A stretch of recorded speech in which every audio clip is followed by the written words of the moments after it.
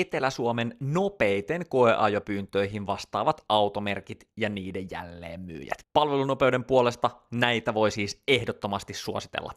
Jos kansantajuiset autoesittelyt tai tämä mun yritys päästä koeajamaan kaikki Suomessa uutena myytävät automerkit kiinnostaa, laita kanava tilaukseen. Koska kukaan autokauppa ei tuntunut reagoivan viikonloppuisin, lasketaan tässä nyt lähinnä arkipäivien minuutteja ja tunteja. Ykköspalkinnon saa Volvo ja Bilia Olari. Vastaus tuli ensimmäisenä arkipäivänä kello 9.27 ja koeajo saatiin vahvistettua saman tien.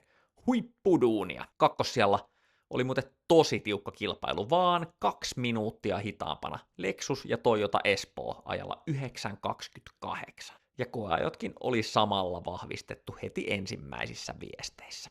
Viimeisen palkin tosiaan Alfa Romeo ja Auto Barcelona Vantaa ajassa 9.54. Loistavaa suorittamista. Kunniamaininnat myös kaikille muille ensimmäisenä arkipäivänä vastanneille. Tämä testi ihan aidosti yllätti mut positiivisesti heti alussa. Subaru, Porsche, Mazda, DS, Fiat, Mini, Renault, Nissan, BMW, Aion, Audi, Smart, Opel, Peugeot, Skoda, KGM ja Suzuki. Koska tämän testin tarkoitus ei ole mustamaalata ketään, vaan toivottavasti tämä auttaa kehittämään suomalaisen autokaupan palvelukokemusta entistä paremmaksi, niin ei listata niitä 9 automerkkiä, joiden edustajilta en ole vieläkään yli viikon odottelun jälkeen saanut minkäänlaista vastausta mun koeajopyyntöön. Kauanko sä jaksaisit odottaa autokauppia vastausta ennen kuin siirtyisit muiden merkkien tai jälleenmyyjien pariin?